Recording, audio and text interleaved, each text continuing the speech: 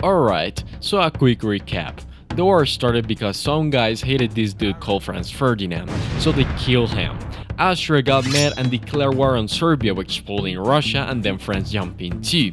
Germany, being Germany, tried to defeat France as quickly as possible, but failed, and now they had to fight Russia, France, the UK, and Belgium all at the same time. So yeah, welcome to World War I explained through Minecraft Part 2. At the end of the last part, I mentioned the first battle of the Marne. Basically, France last shot while getting completely wrecked by Germany, but somehow Germany lost, and with that, the war slowed down. Like, really slowed down. It was probably the most boring part of the whole thing. Kids, in War Tactics 101, I present trench warfare. Trench warfare is when both sides dug defensive trenches and basically stay in them for literal months, only gaining a couple of kilometers from time to time. The trenches were pretty simple. There were two main trench lines, and in the middle there was something called no man's land. From time to time, one side will start shooting artillery at the other trench to try and weaken their defenses. Then soldiers will attempt to attack across no man's land, just to get obliterated by machine guns most of the time, and if they were lucky, they gain a few extra kilometers of territory, before the whole thing repeated itself again. It was horrible. Life in the trenches was awful. They had to live in disgusting conditions, surrounded by rats, rotting corpses, and the constant fear that they could get killed at any moment. But it was also really boring, and thanks that things evolved later, at least for the sake of entertainment.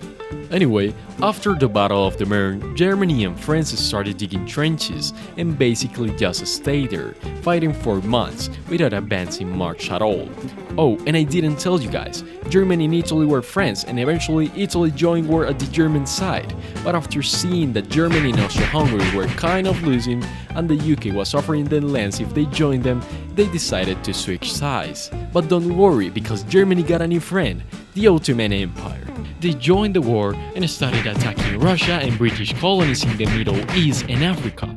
The UK saw this as the perfect excuse to go after the precious oil and territories in Ottoman land, but things didn't go too well for the Ottomans, so they did the only logical thing you do in situations like this: look for a scapegoat. In their case, they chose the Armenians living within the empire and started a genocide. But, well, that's another story. By this point, the war had slowed down into a brutal, bloody mess, and Germany realized that if things kept going like this, they were going to lose, so they decided to break the ice by committing war crimes. Yeah, things escalated fast. One of their war crimes was in 1915.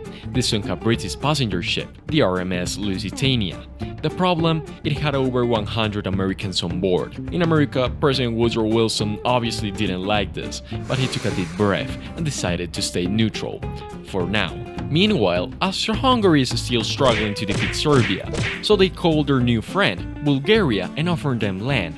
And obviously they accepted, and Bulgaria joins the Central Powers and helps finally conquer Serbia. On the Eastern Front, Russia starts winning some battles, and Romania, who had been chilling this whole time, decided to join the battle, expecting to get some land. But Russia quickly runs out of supplies, and Romania gets absolutely obliterated by Germany and Austria-Hungary.